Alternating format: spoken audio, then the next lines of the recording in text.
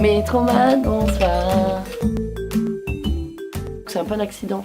Enfin, je le dois à Monsieur Sarkozy, puisque notre ancien président fait partie, comment dire, du fait qu'il ait supprimé des postes de prof, et ben mon poste à moi a été supprimé.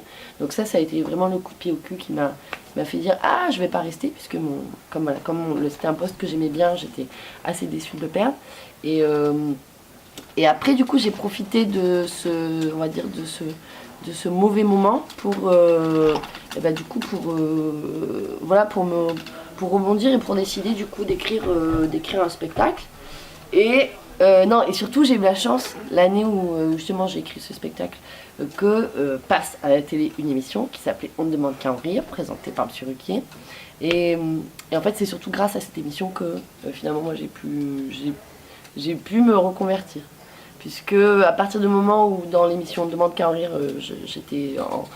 j'avais fait un sketch en Wonder Woman, donc en mini short bustier, je me suis dit je ne pourrais pas retourner devant des élèves.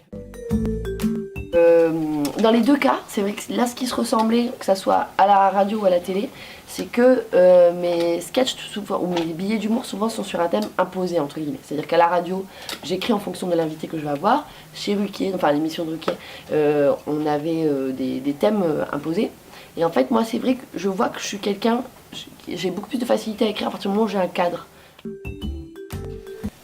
Beaucoup les gens qui m'entourent, moi très souvent, enfin, on l'entend à la radio, moi, mes deux grosses sources d'inspiration, c'est mes parents.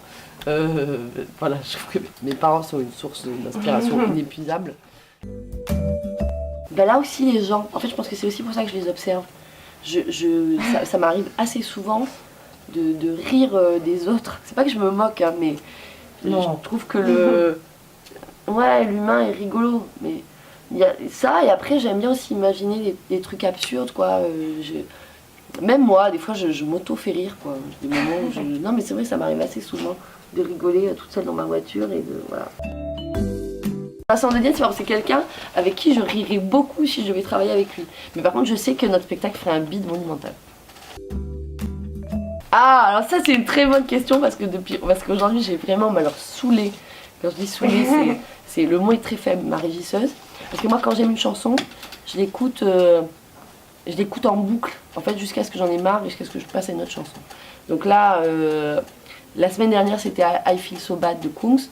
Et là ma chanson d'aujourd'hui, depuis hier, donc en 2 jours j'ai dû l'écouter à peu près 50 fois, c'est Sober de DJ Snake.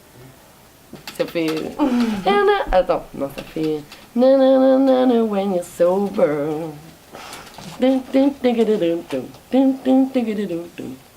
Voilà, mais il vaut mieux l'écouter.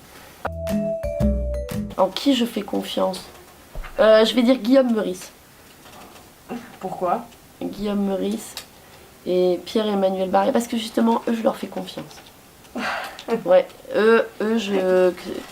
ces 2 chroniqueurs de France Inter, c'est ceux en qui j'ai confiance. Je sais que eux, s'ils étaient au pouvoir, ils pourraient se tromper, mais ils choisiraient, en tout cas pour l'intérêt, ils agiraient pour l'intérêt général, je le sais. Ils n'arrivent pas à être, ils ont du mal à être corrompus. Comment je m'imagine? Alors c'est vrai que c'est assez bizarre parce que j'aime beaucoup de choses dans la vie. Donc c'est un peu difficile pour moi de savoir vers quoi je vais me diriger parce que je vois que j'agis assez intuitivement. Donc c'est pas sûr que je sois encore humoriste. Je vois qu'en ce moment je me passionne de plus en plus, un peu pour la politique mais aussi pour tout ce qui est écologique, citoyen. En fait en ce moment je me passionne un peu pour les problèmes et les solutions du monde. Donc si ça se trouve, je serais pas étonnée à un moment donné que j'arrête l'humour et que je me mette à faire je sois dans un truc associatif ou un truc comme ça. Ça pourrait. Peut-être que je serai maman, ce qui n'est pas encore le cas, ou pas. Et si je suis pas maman, j'aurai un chien avec une face aplatie. Parce que j'adore ça. J'ai un bulldog français. Ouais, ça c'est sûr. Voilà. Bon, c'est pas très bien de comparer les enfants à des bulldogs français. Tell me once more, who's your love for? What's your number when you're sober? Clearly